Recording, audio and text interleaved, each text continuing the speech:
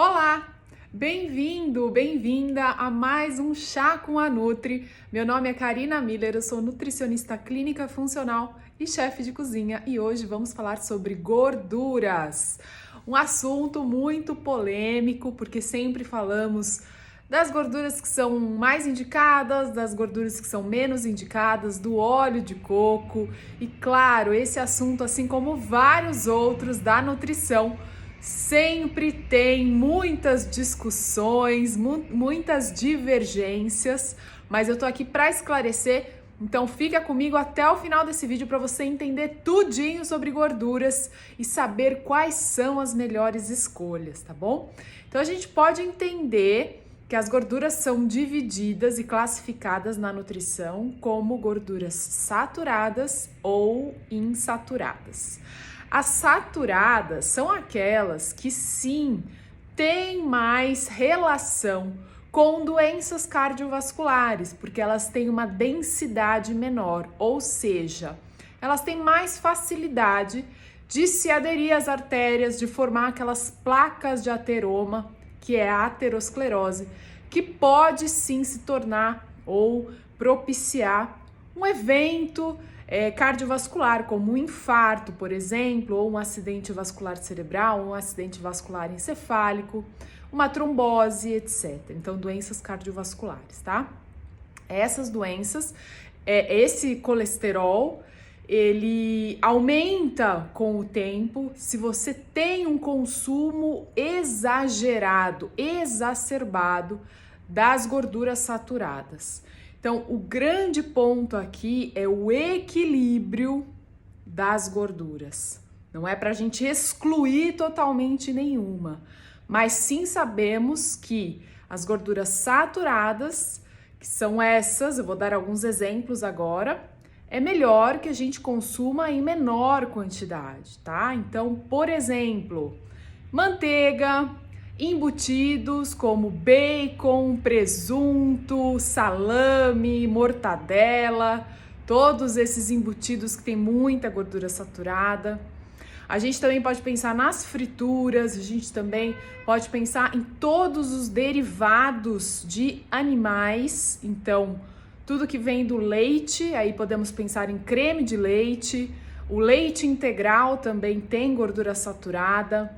A gente também pode pensar aqui nas carnes mais gordurosas, então aquelas carnes que têm gordura entremeada, né? Então, ou uma capa de gordura, como a picanha, por exemplo. Então, em sua grande maioria, as carnes vermelhas são mais ricas em gorduras saturadas, tá? Então, aí alguns exemplos para você saber quais são as fontes de gordura saturada e evitar o excesso. Por outro lado, temos as gorduras insaturadas, que são aquelas benéficas para a nossa saúde, que são aquelas anti-inflamatórias, que vão melhorar não só a nossa membrana celular, mas a efetividade dela, vão promover muitos benefícios para o nosso organismo, como até mesmo a prevenção de doenças neurodegenerativas como Alzheimer, Parkinson, a senilidade, enfim. Então a gente pode usar e abusar das gorduras insaturadas, né? Claro, a gente não vai comer em excesso, não é essa a proposta, é sempre o equilíbrio. Sempre saber que temos que contemplar todos os grupos alimentares que temos na alimentação e na nutrição de modo geral. Mas dentro do grupo das gorduras, que é um macronutriente, a gente tem que preferenciar as gorduras insaturadas. Então, quais são elas? Azeite, em primeiro lugar. A gente pode pensar na azeitona também, porque o azeite é derivado da azeitona. A gente pode pensar em todas as oleaginosas, que são nozes, castanha do Pará, castanha de caju, a castanha do baru, macadâmia, avelã, enfim, todas as oleaginosas são ricas em gorduras mono e poliinsaturadas. Aí temos também os ácidos graxos essenciais, em destaque o ômega 3, que vem principalmente de peixes de águas profundas e gélidas, Então, peixes como salmão selvagem, não é qualquer salmão, salmão de cativeiro, infelizmente não vale. Mas sim, a gente pode suplementar o ômega 3, tá? É uma ótima suplementação, só que não é qualquer ômega 3 que deve ser suplementado. Isso deve ser recomendado e prescrito por um nutricionista capacitado para tal. Não é qualquer ômega 3 que você compra por aí que é bom, tá? Existem os melhores, aqueles que são mais seguros, então consulte um nutricionista sempre, tá? Então, tudo que é de origem vegetal, as gorduras que são de origem vegetal, são as insaturadas, mono e poliinsaturadas. A gente pode pensar também no abacate, por exemplo, é uma ótima fonte de gordura, tá? E aí a gente tem que comer mais dessas insaturadas e menos das saturadas. O que acontece hoje em dia é que as pessoas comem muito mais das saturadas, sabe por quê? Porque elas também estão presentes nos produtos industrializados, ultraprocessados, que são os famosos pacotinhos. E aí a gente está falando de gordura vegetal hidrogenada, de gordura trans, que também vai favorecer a várias doenças crônicas, tá? Então, infelizmente, esses pacotinhos estão repletos dessas gorduras que a gente não deve ingerir. Essas realmente a gente tem que evitar ao máximo, porque é uma gordura sintética, entre aspas, tá? É uma gordura que foi desenvolvida pela indústria alimentícia, que foi modificada. Então você deve pensar, o que não é natural, o que a natureza não nos forneceu, que infelizmente passou por um processo químico, não é saudável.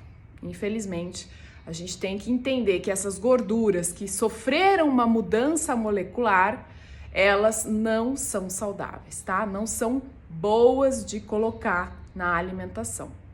Então, aí tem vários nomes, né, que você deve ler sempre os rótulos desses produtos. Então, aí, infelizmente, existem pegadinhas nos rótulos. A gente tem que identificar essas pegadinhas, como, por exemplo, a gordura hidrogenada, a gordura esterificada. São vários nomes, né, diferentes que a gente não entende, mas geralmente a gordura de palma, muitas vezes, ela é uma gordura saturada. Ela não é igual ao óleo de dendê, tá? Ela foi modificada, então ela já passou a ser uma gordura que não é interessante. A gente deve evitar. E aí vamos falar do óleo de coco, né? Vamos chegar ao ponto onde todo mundo me pergunta, muitas pessoas aqui nas redes sociais acabam me perguntando do óleo de coco. Bom, o óleo de coco, ele é uma gordura saturada, né? Enfim, ele é de origem vegetal, mas ele é uma gordura saturada. No entanto, o óleo de coco tem seus benefícios. Apesar de ser uma gordura saturada, então nós devemos consumir em pouca quantidade sempre. Ele tem o ácido láurico, o ácido caprílico, que são partes do óleo de coco que trazem benefícios, como, por exemplo, efeitos fungicida, então ele mata fungos, bactericida, então contra bactérias, enfim, tem várias propriedades benéficas para a nossa saúde. Então você deve escolher o óleo de coco extra virgem, sempre. Por quê? Porque ele mantém essas outras propriedades, tá? O óleo de coco que não é refinado, ou melhor, que não é o extra virgem, que é o refinado, aí não é interessante, tá? Então tem que sempre ser o óleo de coco extra virgem. E não escolha aqueles que são sem sabor, porque pense na química que teve que ser utilizada para retirar o sabor do óleo de coco, tá? Então use o óleo de coco extra virgem, assim como o próprio coco nos forneceu. Lembre-se sempre, quanto mais natural, quanto mais próximo da natureza, melhor, tá? E aí, para finalizar, pra gente falar sobre todos os tipos de gordura mesmo, aí eu tenho certeza que você já deve estar se perguntando, mas e o óleo que nós usamos de cozinha? O óleo, por exemplo, de soja, o óleo de milho, né? O óleo de girassol. Esses óleos são óleos refinados, que também receberam um processo químico, um processo de refinamento. Então, eles não são saudáveis, tá? Apesar de que se você usar um pouquinho, tudo bem. O problema é usar todos os dias e em grande quantidade, principalmente para fazer frituras, por exemplo.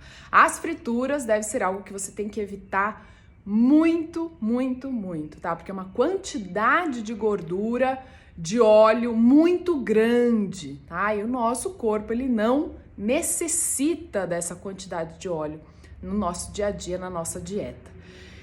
Então é isso que eu tinha para compartilhar com você. Eu espero que você tenha gostado. Me conta aqui nos comentários o que você achou, se você gostou desse chá com a Nutri, se você tem alguma dúvida, que eu vou ter o maior prazer em te responder. Até o próximo. Um beijo. Tchau, tchau.